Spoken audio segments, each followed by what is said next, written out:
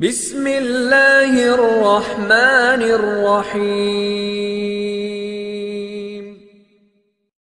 বন্ধুরা, বেধর্মী নাস্তিকেরা এটি মনে করে যে মানুষের জন্ম এবং মৃত্যু হলো একটি প্রাকৃতিক ব্যাপার, যেমনটা কিনা পৃথিবীর অন্যান্য পশু পাখি এবং উদ্ভিদের সঙ্গেও ঘটে।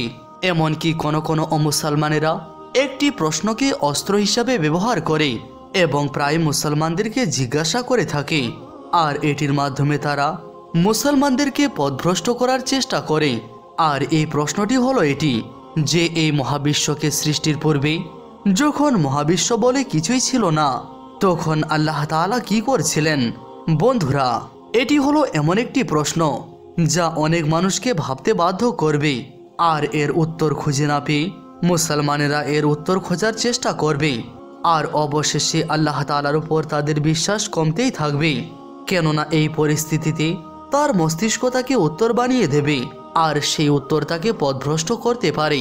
কিন্তু বন্ধুরা, যদি এক লাইনে আমরা এই প্রশ্ন উত্তর দেবার চেষ্টা করি, তাহলে এর উত্তরটি হলো এটি যে টাইম বা সময় আল্লাহ তাআলার সৃষ্টি, আর সময়কে আল্লাহ তাআলাই সৃষ্টি করেছেন। ঠিক তেমনি যেমন আল্লাহ তাআলা মৃত্যুকে সৃষ্টি করেছেন, এই জন্য আল্লাহ তাআলার সৃষ্টি জিনিস তার মাখলুক, আর সেটি তার সৃষ্টিকারীর কাছে পরাধীন, কেননা খালিক বা সৃষ্টিকারী কখনো তার সৃষ্টির গোলাম হতে পারে না। এছাড়াও সময়কে গভীরভাবে জানার জন্য আমাদেরকে সর্বপ্রথম এর প্রকৃতিকে বুঝতে হবে। আমরা সাধারণভাবে পৃথিবীতে দেখলে এটি মনে করি যে সকলের জন্য সময় সমানভাবে কাটছে, কিন্তু বর্তমানে আধুনিক বিজ্ঞান এটি বলছে যে এমনটা কখনোই না, বরং টাইম হলো রিলেটিভ বা আপেক্ষিক, অর্থাৎ সময় দুইটি আলাদা আলাদা লোকের জন্য আলাদা আলাদাভাবে কাজ করে। আইনস্টাইনের থিওরি অব রিলেটিভিটির মতে টাইম এবং স্পেসের মধ্যে একটি সম্পর্ক রয়েছে, কেননা স্পেস বা মহাশূন্যে যাওয়ার পরে সময় একেবারেই আলাদাভাবে কাজ করে। উদাহরণস্বরূপ আপনারা এটি জেনে রাখুন, ধরি আজ আমি আমার লোকেশন থেকে ঢাকা শহরে যেতে চাচ্ছি, আমার বাসা থেকে সেখানে পৌঁছাতে পায়ে হেঁটে 1 ঘন্টা সময় লাগে, কিন্তু যদি এই সফরটি আমি বাইসাইকেলের মাধ্যমে সম্পূর্ণ করার চেষ্টা করি, তাহলে এর জন্য সময় লাগবে আমার 30 মিনিট। এভাবেই যদি এই সফরটি আমি কোনো গাড়ির মাধ্যমে করি, তাহলে সময় আমার জন্য আরও কম হয়ে যাবে, অর্থাৎ খুব শীঘ্রই আমি এই সফরটি সম্পূর্ণ করব। এভাবেই যদি এই সফরটি আমি উড়োজাহাজে সম্পূর্ণ করি, তাহলে আমার জন্য সময় আরও অনেক কম লাগবে। আর এই সিকোয়েন্সে যদি আমি সফর করি, তাহলে পৃথিবীর সবথেকে দ্রুতগতি হলো স্পিড অফ লাইট, অর্থাৎ যদি আমি আলোর বেগে সফর করি, তাহলে আমার জন্য সময় সম্পূর্ণরূপে থেমে যাবে, অর্থাৎ এই সফর সম্পূর্ণ করার জন্য আমার কোনো সময়ই লাগবে না। এর অর্থ হলো এটি যে টাইম বা সময় হলো রিলেটিভ, অর্থাৎ আপেক্ষিক, এটি আপনার মুভমেন্টের উপর ডিপেন্ড করবে। তাহলে বন্ধুরা, আমাদের গতিবেগ যদি আলোর বেগের থেকেও বেড়ে যায়, তো আমাদের কাছে আর সময়ের কোনো অস্তিত্বই থাকবে না। অর্থাৎ এর অর্থ হলো এটি যে যদি আপনি সময় থেকে মুক্তি পেতে চান, তাহলে আপনার গতিবেগ আলোর বেগের থেকেও বেশি করতে হবে, কিন্তু এত গতিবেগ অর্জন করা মানুষের জন্য অসম্ভব। কিন্তু আল্লাহ তাআলা এর উপরেও কুদরত রাখেন, কেননা তিনি সময়ের অধীনে নেই। সূরা আল আনাম আয়াত নাম্বার 62-তে আল্লাহ তাআলা বলেছেন, অতঃপর সকলকে সত্যিকারের প্রভু আল্লাহর কাছে পৌঁছানো হবে। শুনে রাখো, ফয়সালা তারই, এবং তিনি দ্রুত হিসাব গ্রহণ করবেন। বন্ধুরা, এই আয়াতটিতে দ্রুত শব্দটি ব্যবহার করা হয়েছে, আর আল্লাহ তাআলার থেকে বেশি দ্রুত আর কেউ নেই, অর্থাৎ সব থেকে দ্রুত যিনি আল্লাহ তাআলা ব্যতীত আর অন্য কেউ না। সুতরাং আল্লাহ তাআলার কাছে টাইম বা সময় সম্পূর্ণরূপে শূন্য, আর তিনি সময় থেকেও পাক।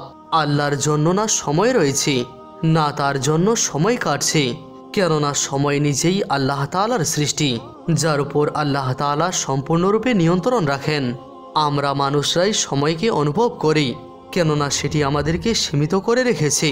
আর যদি এমনটা না হতো, তাহলে কোনো মানুষই কখনো মরতো না, না তার বয়স বাড়তো। তাহলে এখন প্রশ্ন হলো এটি যে মানুষ তার আমলের হিসাব কখন এবং কিভাবে দিত? এই জন্য শুরু থেকে শেষ পর্যন্ত কথাটি সময় বোঝাতে ব্যবহার করা হয়, কিন্তু আল্লাহ তাআলার না তো সূচনা রয়েছে, না রয়েছে শেষ। কেননা সূচনা এবং সমাপ্তি তো এমন জিনিসের হয় যে কিনা সময়ের অধীনে রয়েছে। তাহলে এটি অযৌক্তিক প্রশ্ন যে এই পৃথিবীর সৃষ্টির পূর্বে আল্লাহ তাআলা কি করছিলেন যখন আমরা সময় অতিবাহিত হওয়াকে অনুভব করছি। তো এর অর্থ হলো এটি যে আমরা অতীত থেকে বর্তমান এবং তারপর ভবিষ্যতের দিকে অগ্রসর হচ্ছি। যখন কয়েকটি ছবির মুভমেন্ট একত্রে জুড়ে দেওয়া হয় তখন সেটি একটি ভিডিওর রূপ ধারণ করে। যেমন আমরা অনেকগুলি ছবিকে একসঙ্গে একত্রিত করে এগুলিকে প্রতি সেকেন্ডে 30 অথবা 60 বার দেখিয়ে একটি ভিডিও বানিয়ে ফেলি, যেটিকে সাধারণত আমরা ফ্রেম রেট বলে থাকি। এভাবেই পৃথিবীর প্রতিটি সময় এবং মহাবিশ্বে কাটা প্রত্যেক সময় এই সম্পূর্ণ কায়নাত সৃষ্টির সময় সৃষ্টি হয়েছিল। সহজ ভাষায় অর্থাৎ সময়ের সূচনা এই কায়নাত সৃষ্টির সূচনার সঙ্গে সঙ্গে হয়েছিল। এই মহাবিশ্ব সৃষ্টির পূর্বে সময় বলে কোনো কিছুই ছিল না, অর্থাৎ পৃথিবীতে আমাদের জন্য সময় তো কাটছে আর এটি অতীত হয়ে যাচ্ছে, কিন্তু এটি শেষ হচ্ছে না। আর এভাবেই আমাদের ভবিষ্যতও মজুদ রয়েছে। অর্থাৎ এমন ভেবে নিন যে একটি রাস্তার মাঝখানে আমরা আছি, আমাদের পিছনে অতীত রয়েছে আর আমাদের সামনে রয়েছে আমাদের ভবিষ্যৎ। আর সময়ের কাছে আমরা বাধ্য আছি যে আমরা শুধুমাত্র ভবিষ্যতের দিকেই এগোতে পারবো। আমরা রাস্তার পিছনে অর্থাৎ অতীতে আর ফিরে যেতে পারবো না। কিন্তু এমন একজন রয়েছেন যার জন্য সময় ব্যবহার হয় না, অর্থাৎ সময়ের কাছে তিনি পরাধীন নয়, আর তিনি আমাদেরকে রাস্তাটির উপর থেকে দেখছেন। তিনার নিয়ন্ত্রণ আমাদের পাস্টেও রয়েছে আর আমাদের ফিউচারেও রয়েছে। তিনার কাছে আমাদের সমস্ত কিছুই মজুদ রয়েছে, কেননা তার জন্য সময়ের কোনো অস্তিত্বই নেই। আর এজন্যই আল্লাহ তাআলা আমাদের অতীত, ভবিষ্যৎ এবং আমাদের বর্তমান সবকিছুই থেকে অবগত রয়েছেন। এখন অনেক মানুষের মনে এই প্রশ্নটি অবশ্যই জাগবে যে যদি আল্লাহ তাআলার জন্য সময়ের কোনো অস্তিত্বই নেই, তাহলে আল্লাহ তাআলা কোরআন পাকের অনেক জায়গায় সময় বোঝাতে সাল বা দিনের ব্যবহার করেছেন কেন? উদাহরণস্বরূপ আল্লাহ তাআলা এই পৃথিবীর সৃষ্টির সম্বন্ধে বলেছেন যে আল্লাহ তাআলা জমিন এবং আসমান 6 দিনের মধ্যে সৃষ্টি করেছেন।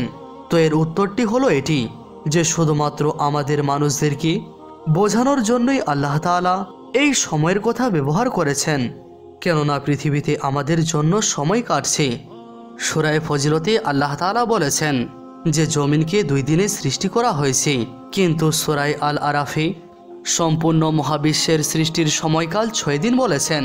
যদি কোরআন শরীফের এই 2টি আয়াতকে দেখি তো আমরা বুঝতে পারবো যে সম্পূর্ণ মহাবিশ্ব সৃষ্টি হওয়ার পরে 3 গুণ বেশি সময় কাটার পরে সৃষ্টি হয়েছে পৃথিবী।